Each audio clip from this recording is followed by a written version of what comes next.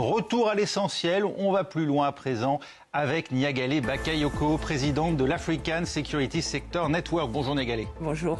Face à vous Bruno Darou, chroniqueur international ici à France 24. Bonjour Bruno. Bonjour Raphaël.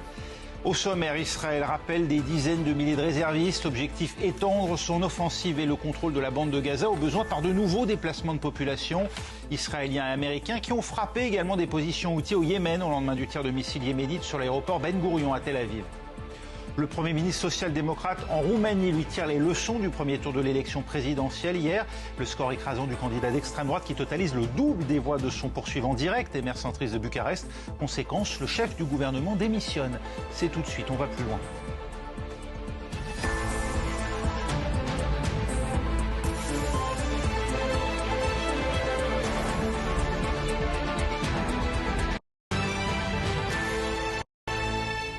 Les autorités israéliennes vont-elles revenir 20 ans en arrière et occuper à nouveau la bande de Gaza? Non, si l'on en croit le porte-parole du gouvernement, qui précise tout de même que l'objectif est d'étendre l'offensive et le contrôle des territoires, sans qu'on sache très bien jusqu'où Israël compte mener cette prise de contrôle. Écoutez.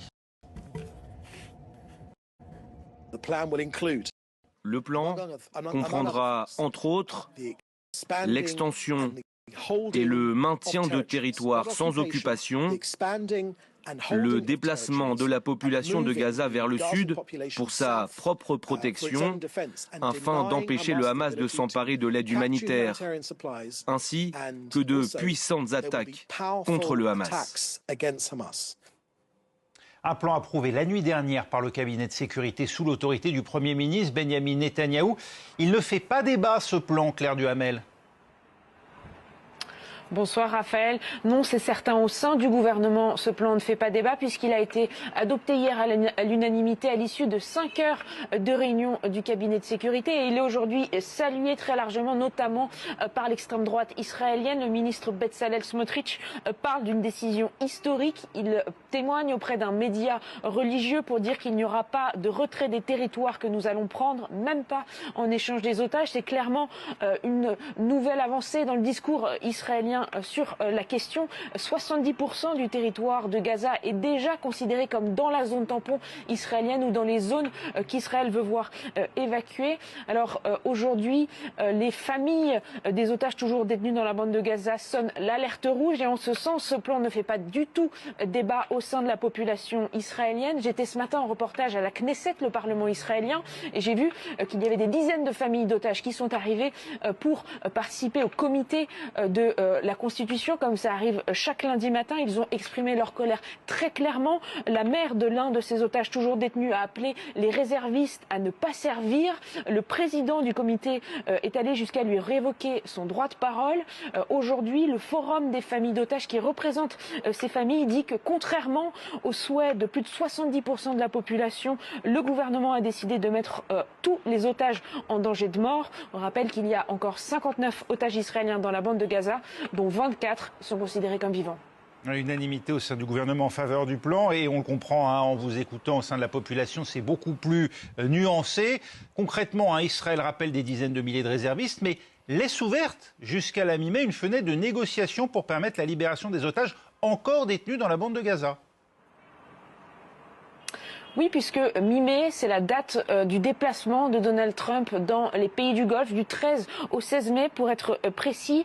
Et l'exécutif israélien laisse sous-entendre que ce plan ne deviendrait une réalité qu'à partir de mi-mai. Sous-entendu, si d'ici là un accord est trouvé pour faire libérer les otages, eh bien ce plan pourrait ne pas avoir lieu. On voit qu'il y a aussi donc une volonté de faire pression sur le Hamas dans le cadre des négociations.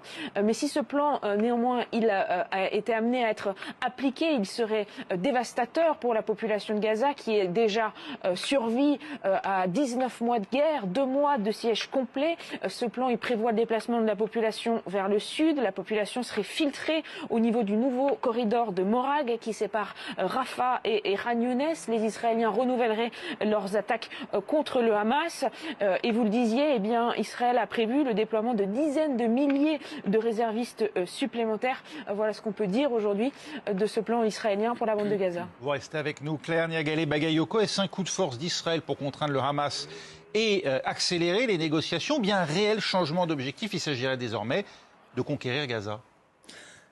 Moi, j'ai plutôt l'impression qu'on assume un objectif qui a finalement toujours été celui-là, à savoir prendre un contrôle sur le long terme de ce territoire, puisque là, on a vraiment l'impression que l'offensive qui a été relancée n'est pas vraiment justifiée par un renforcement du Hamas lui-même. Alors effectivement, on parle de ces 4 bataillons à Rafah, etc. Mais la menace n'est évidemment absolument pas comparable à ce qu'elle a été après le 7 octobre, immédiatement. Et là, oui, on a l'impression d'un jusqu'au-boutisme qui vise à agrandir le territoire de l'État hébreu. C'est une visée territoriale, quitte à en expulser les résidents palestiniens, comme le laisse entendre le soutien désormais affiché au plan Trump? Écoutez, on finit forcément par se poser la question parce que là déjà Gaza est dans un état de destruction, sans compter la crise humanitaire, on va sans doute y revenir, mais on a vraiment l'impression qu'au bout d'un moment, la stratégie, on ne sait pas comment dire, de Benyamin Netanyahou, c'est de rendre ce territoire totalement inhabitable pour ces centaines de milliers de Palestiniens, mais qui vont se retrouver dans une situation totalement intenable, puisque le plan Trump auquel vous faisiez allusion, c'était donc avant de construire la fameuse Riviera, que ces dizaines, ces centaines de milliers de Palestiniens aillent en Égypte et en Jordanie. Les 2 pays ont dit non, nous ne voulons pas de cette solution. Et puis il s'agirait d'une expulsion et donc de conquête de territoire de la part d'Israël, alors qu'il faut rappeler, même si tout le monde l'a un peu oublié, que dans la solution à 2 États, Gaza doit rester palestinien. Donc c'est une façon, au-delà de la question qui est très douloureuse, la question des otages, de la crise humanitaire terrible, etc. On peut se demander si au bout du compte, le véritable but, ce n'est pas ça. Alors, les autorités israéliennes rejettent la faute sur le Hamas concernant la situation humanitaire et alimentaire. Peut-être que ça existe un peu, on n'est pas sur place. Mais enfin, franchement, c'est Israël qui a décidé le 2 mars de stopper l'acheminement humanitaire. Oui, une offensive, vous venez de le rappeler, Bono, qui se déroule alors que Gaza traverse effectivement une crise humanitaire aiguë d'après les ONG qui opèrent et l'ONU. Une crise que dément Israël, Claire Duhamel. Oui, et ça a été répété encore par Benyamin Netanyahou qui dit qu'il y aurait actuellement suffisamment de nourriture dans la bande de Gaza.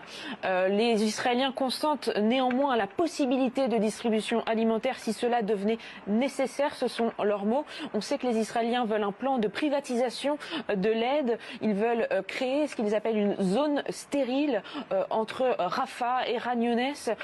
Et selon les premières informations qui nous ont été communiquées, on parle d'une 60aine de camions d'aide humanitaire par jour qui pourraient être envoyés avec un contrôle de mercenaires américains et une distribution faite par des entreprises privées. Les Israéliens ont aussi pour but d'encourager l'immigration volontaire. Ça a aussi été souligné par Benyamin Netanyahou et ce plan pour l'aide humanitaire pourrait aussi aider à cela. Les contacts que j'ai avec des Palestiniens de Gaza sont toujours plus terribles. Ça fait 2 mois qu'ils survivent à un siège total. Pas une bouteille d'eau, pas un sac de farine n'est entré dans Gaza depuis le